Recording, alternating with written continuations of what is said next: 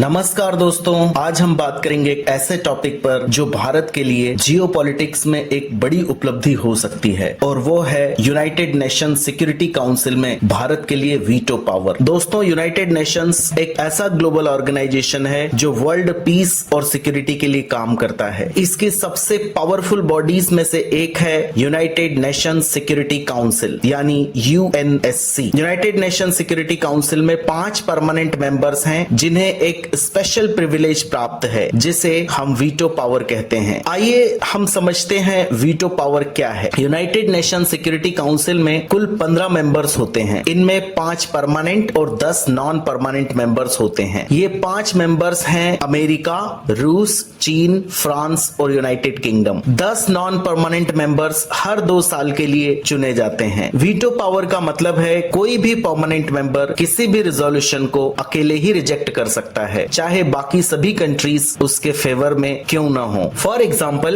Recently USA एक resolution UNSC में लेकर आया कि रशिया और यूक्रेन में सीज फायर होना चाहिए। इस रिजोल्यूशन को फ्रांस, यूके तथा यूएसए ने सपोर्ट किया। चाइना एब्सेंट हो गया, लेकिन रशिया ने कहा कि नहीं, सीज फायर नहीं होना चाहिए। ऑब्वियसली रिजोल्यूशन रिजेक्ट हो गया, यानी अकेले रशिया ने वीटो कर दिया। इवन 70 और 80 के डिकेड्स में कई बार यूएनएससी में कश्मीर को लेकर भारत के अगेंस्ट रेजोल्यूशन आया, जिसे हर बार तत्कालीन सोवियत यूनियन ने वीटो किया। रशिया लगभग 6 to 10 टाइम्स भारत के लिए वीटो कर चुका है। दोस्तों, इसलिए रशिया हम भारतीयों के दिल के बहुत करीब है। आइए पहले देखते हैं कि भारत के पास वीटो पावर क्यों होना चाहिए। सबसे पहले हम इकोनॉमिक पावर के बारे में बात करते हैं। भारत आज वर्ल्ड की एक इंपॉर्टेंट इकोनॉमिक पावर के रूप में इमर्ज कर रहा है। इसकी इकोनॉमी दुनिया की सबसे फास्टेस्ट ग्रोइंग इकोनॉमी में से एक है। भारत की जीडीपी ग्रोथ रेट हाल के वर्षों में 6% to 8% के बीच रही है, जो भारत को इन्वेस्टर्स के लिए बेहद अट्रैक्टिव और खास बनाती है। इंटरनेशनल मॉनेटरी फंड और वर्ल्ड बैंक के अनुसार भारत नियर फ्यूचर में भी इसी तरह से डेवलपमेंट करेगा। भारत में एफडीआई यानी फॉरेन डायरेक्ट इन्वेस्टमेंट का फ्लो लगातार बढ़ रहा है, जिससे ग्लोबल एमएनसीज भारत में अपनी मौजूदगी बढ़ा रही है। दोस्तों, ऐसे में दुनिया की इतनी बड़ी इकोनॉमिक पावर को वीटो पावर से महरूम रखना यूनाइटेड नेशंस को रिलेवेंट नहीं बनाता है। आइए दूसरी वजह मिलिट्री पावर के बारे में बात करते हैं। भारत आज वर्ल्ड की टॉप मिलिट्री पावर्स में से एक है। भारत के पास एक विशाल सेना, मॉडर्न वेपन्स और न्यूक्लियर पावर है। ग्लोबल फायर पावर इंडेक्स 2024 के अनुसार भारत दुनिया की चौथी सबसे शक्तिशाली सेना है। इस इंडेक्स में भारत से आगे सिर्फ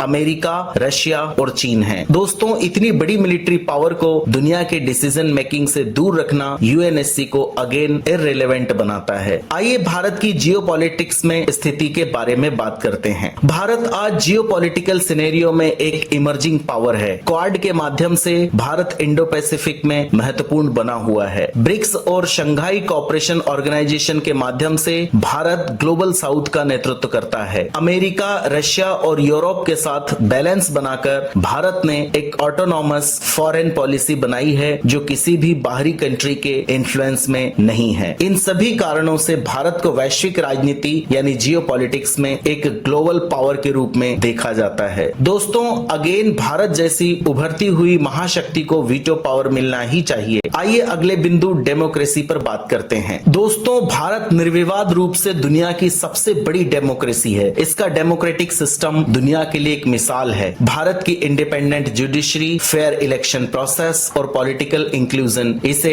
नेचुरली ग्लोबल डेमोक्रेटिक लीडर बनाती है। हालांकि कुछ चैलेंजेस के बावजूद भारत की डेमोक्रेसी स्टेबल और स्ट्रांग बनी हुई है। भारत वैश्विक मंच पर एक लोकतांत्रिक महाशक्ति है। इसमें किसी प्रकार का कोई विवाद नहीं है, इसलिए इसकी ग्लोबल डिसीजन मेकिंग में भूमिका होनी चाहिए। आइए देखते हैं कि भारत को वीटो पावर के लिए क्या करना चाहिए। सबसे पहले हम बात करते हैं यूएनएससी के एक्सपांशन के लिए समर्थन जुटाना। दोस्तों, भारत को उन कंट्रीज का सपोर्ट हासिल करना होगा जो यूएनएससी में परमानेंट मेंबर्स की संख्या बढ़ाने के पक्ष में हैं। यूएनएससी में न्यू परमानेंट मेंबर्स ऐड करने के लिए यूनाइटेड नेशंस जनरल असेंबली के 193 में से 129 मेंबर्स का सपोर्ट जरूरी है। G4 कंट्रीज जिसमें इंडिया, जापान, जर्मनी और ब्राजील शामिल हैं, इन्हें मिलकर यूनाइटेड नेशंस जनरल असेंबली में इस रेजोल्यूशन को पास करवाना होगा। भारत को अपने डिप्लोमेटिक नेटवर्क का उपयोग करके इस सपोर्ट को और मजबूत करना होगा। दोस्तों, भारत को वीटो पावर प्राप्त करने के लिए 5 वीटो पावर होल्डर कंट्री का समर्थन प्राप्त करना जरूरी है। अगर इन 5 कंट्रीज में से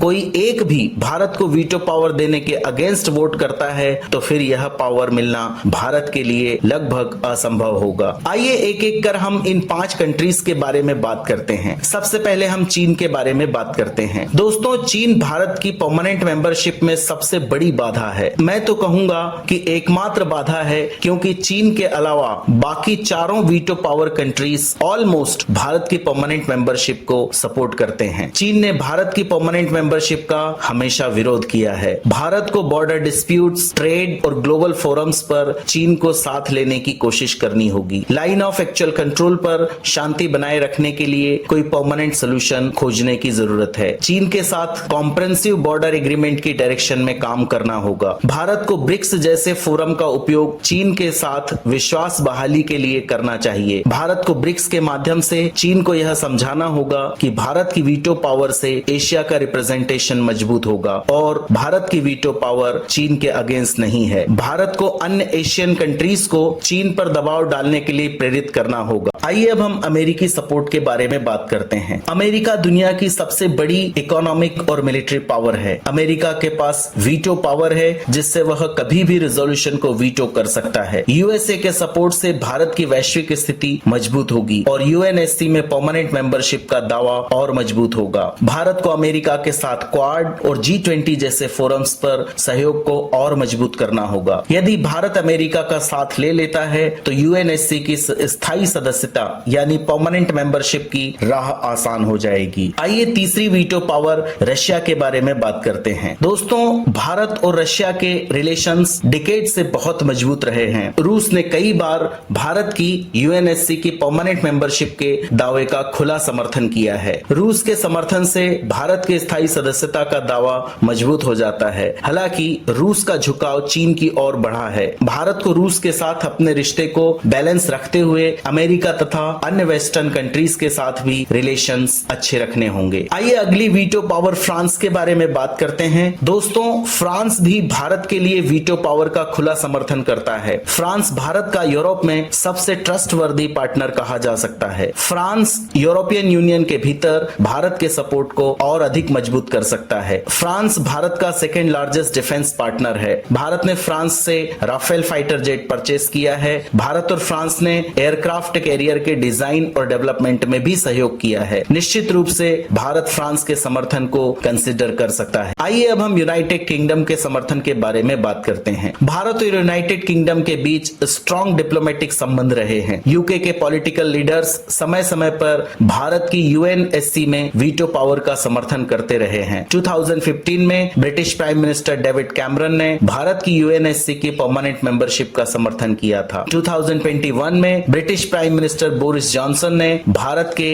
इस दावे का खुला समर्थन किया था। दोस्तों, भारत और यूके के बीच फ्री ट्रेड एग्रीमेंट पर बातचीत चल रही है। भारत को एफटीए को जल्द से जल्द फाइनल टच देकर इकोनॉमिक पार्टनरशिप को मजबूत करना होगा। भारत और यूके की मजबूत साझेदारी से भारत के वैश्विक शक्ति बनने का मार्ग प्रशस्त हो सकता है। इसके अलावा डेवलपिंग नेशंस का समर्थन प्राप्त करना होगा। भारत को अफ्रीकन यूनियन के साथ ट्रेड और डेवलपमेंट प्रोग्राम्स को मजबूत करना होगा। अफ्रीकन कंट्रीज में गुडविल को बढ़ाना होगा ताकि हमें इन देशों का समर्थन प्राप्त हो सके। इसके अलावा भारत को लैटिन अमेरिकी कंट्रीज के साथ भी संबंध मजबूत करने होंगे। ब्राजील, अर्जेंटीना और मेक्सिको जैसे देशों के साथ संबंध मजबूत करने होंगे। साउथ ईस्ट एशिया में भारत की एक्ट ईस्ट पॉलिसी को और अधिक प्रभावशाली बनाना होगा। आसियान देशों के साथ सहयोग को बढ़ावा देना होगा। भारत को अपने पड़ोसी देशों को अपने पक्ष में लाना होगा। नेपाल, श्रीलंका और बांग्लादेश जैसे देशों के साथ सहयोग बढ़ाना होगा। सार्क यानी south Asian association for regional cooperation को अगेन तैयार करना होगा। दोस्तों, हम उम्मीद करते हैं कि भारत ये उपलब्धि जल्द से जल्द प्राप्त कर लेगा। सुपरफिशियल ज्ञान देखते रहिए। अगर आपको ये वीडियो पसंद आई तो लाइक, शेयर और मेरे चैनल को सब्सक्राइब करिए। अपना ध्यान रखिए। जय हिंद।